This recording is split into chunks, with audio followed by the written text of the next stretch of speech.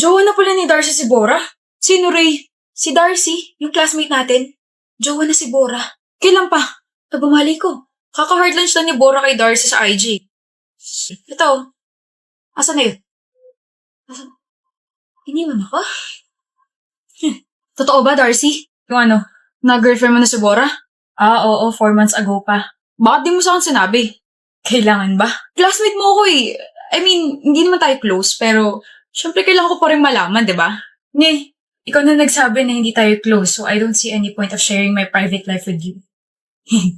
Nako, kung tinuloy ko lang yung panliligo kay Bora, baka ako na yung tinatanong mo ngayon.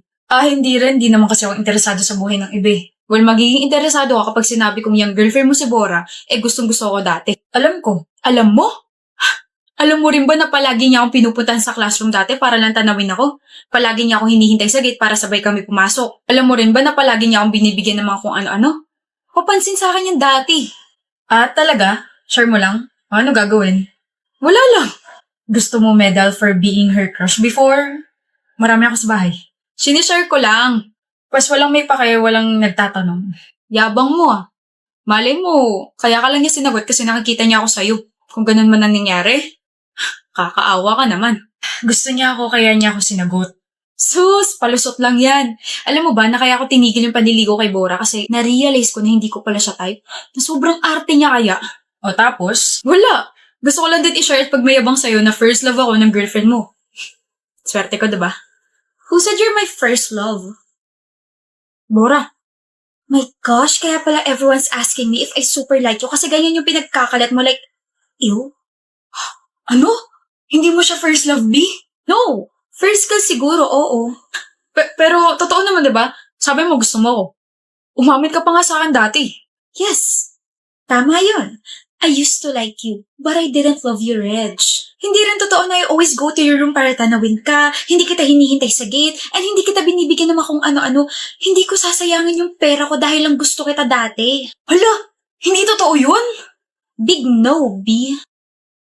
I only confessed to you, but you were so mayabang kaya. Tapos not true rin kaya na tinigil mo yung panliligaw mo, na hindi nga kita binigyan ng chance para ligawan ako eh. Also, super turned off ako sa'yo when you tried to steal a kiss from me. Like, Germ, stay away! Ugh, love it so much, she. Ganyan pala epekto ng rejection sa'yo. Nare-reject ng heart mo, yung brain mo. Okay, reminder, they have to be balanced, okay? I'm glad na may character development ako. I'm glad na I upgraded my standards. And I'm glad na nagsatal ako sa isang taong nire-respeto ko. Slade! Stop spreading lies about us and about my feelings. Stop pestering my boyfriend and stop being so bitter. Move on din pag may time or di kay gayahin mo yung nasa sweatshirt mo. Self-love. Let's go, Darcy. Let's go! Yan, kung kailan may iba na, tsaka ka maghahabol. Tsaka ka ngayon magiging bitter. Sabi ko naman kasi sa'yo, huwag mo i-take advantage yung feelings ni Bora sa'yo kasi may kapalit yun. Doon ka na nga. Go, Team Dara! Tapos na ka mag-ayos, baby. Let's go. Ano, baby, Annalise? Huh? Hindi ako pinangalan ng room ng mga magulang ko para tawagin mo lang baby, ah. Ayaw mo ba? Sa pa nga! Ha? Isa pang tawag na baby. Napapaganito ako eh. Akala ko naman kung ano. Oy, kinabahan. Akala ko kasi nagalit ka kasi ibang endearment na sabi ko sa'yo. Teka, oo nga. Hindi mo naman ako tinatawag na baby ah. Mahal talaga tawag mo sa akin. Sino yung baby na yan? Ikaw. Weh, may iba ka na eh. May iba na talaga akong baby. Hindi ako nakikipagbiruan na. Tandaan mo, mag-asawa na tayo. Wala tayong pera pang annulment. May iba na nga kasi akong baby. Analis naman eh. Buntis ako eh. Huh? Buntis ako kaya may iba na akong baby. Nandito na yung bagong baby. Baby natin. Oh my kulay. Surprise? Uy! Diyos me, yung akala ko mahihimatay ka na. Seryoso, wala kang iba? Wala nga. So may baby na tayo? Oo nga. Bro! Hala ka, natuluyan na nga mahimatay. OA? Hoy, Katie. Ganyan mukha mo. Ano namang problema mo sa akin, Raz? Walang ganda. Bakit parang labag pa sa kalooban niyo? Gilig mo mag-makeup, no? May problema ka ba? Wala. Bagay sa'yo yung mga nilalagay mo. Ish. Ang random niya talaga minsan. Parang ewan ang... Ano ba? Parang ang ewan na nag-aabang dyan ng biktima mo. Wow. Ako kaya biktima mo? Ha? Ikaw? Ninakaw mo yung atensyon ko. Dapat sa'yo tinutupi sa walo. Visit. Kasalanan ko. Hindi pa rin talaga ako sanay na gusto niya. Parang hindi naman ako yung tipo niya. Ang ewan. Oh.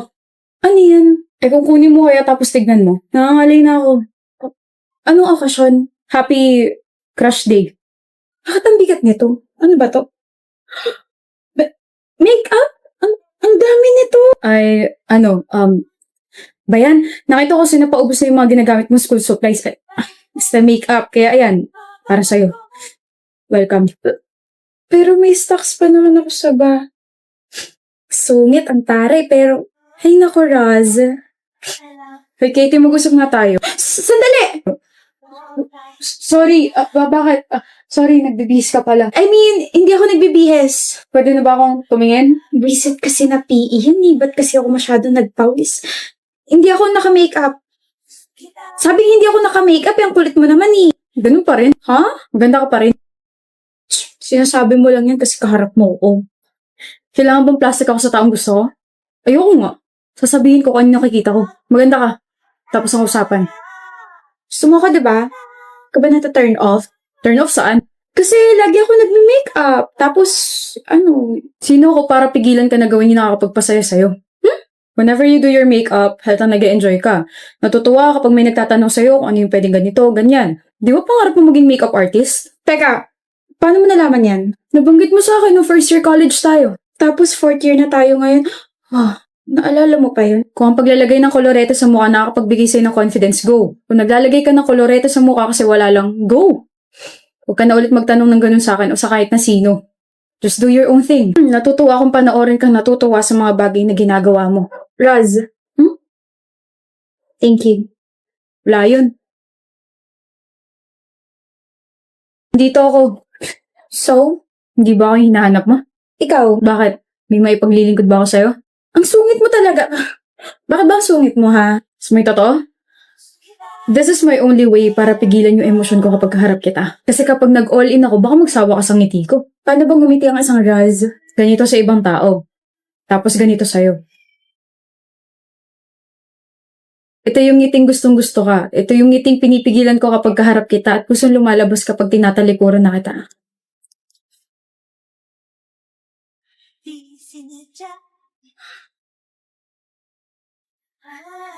Simula ngayon, ngitian mo na ako palagi Yung ganyang ngiti, nakaka-fall Talaga? Ang gwapo. Gusto mo kumain ng siomay mamaya? Siomay talaga? To show my growing love for you.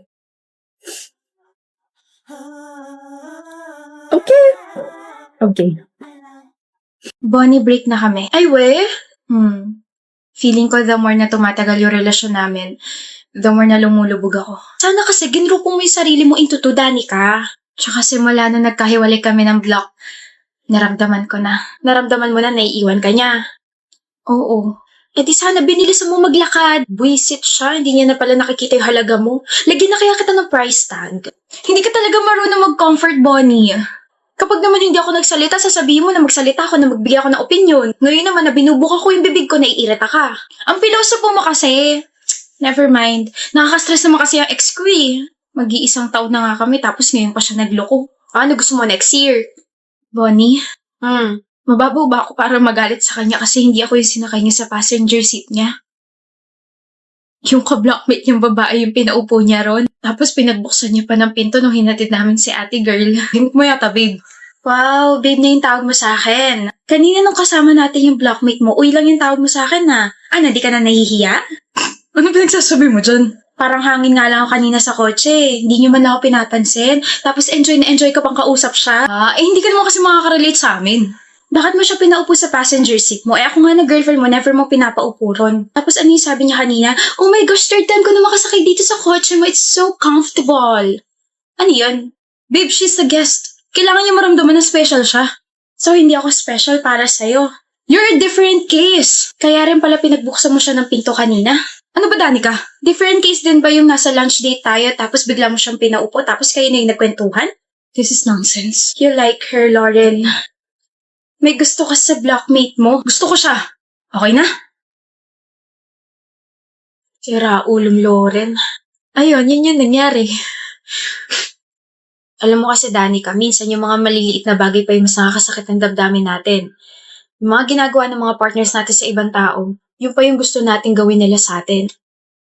Pagbuksan tayo ng pinto, offeran tayo ng jacket kasi nilalamig tayo, i-update tayo sa mga bagay na ginagawa nila, kwentuhan tayo ng mga random na bagay. Alam mo, lahat yan never niyang ginawa sa akin.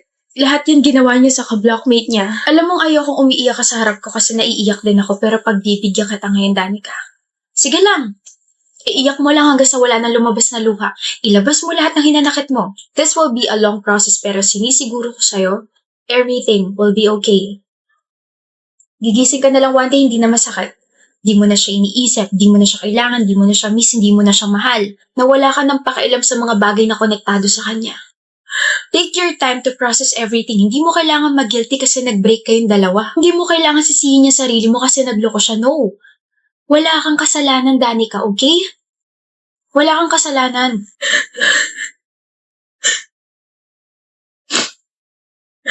Anak nang lalo pa nga naiyak. Alam mo, Bonnie, ang pangit mo magseryoso. No? Lalo ko naiiyak. Just my 2 cents. Pero sa sobrang dami ko sinabi, parang deserve ko ng 500. Wait lang. Joke lang, huy. Niloko ka na nga, papaloko ka pa sa akin. Ito na lang tandaan mo. Bestie, kapag kaya mo ng sumugal, tawagan mo ako, okay? Bakit?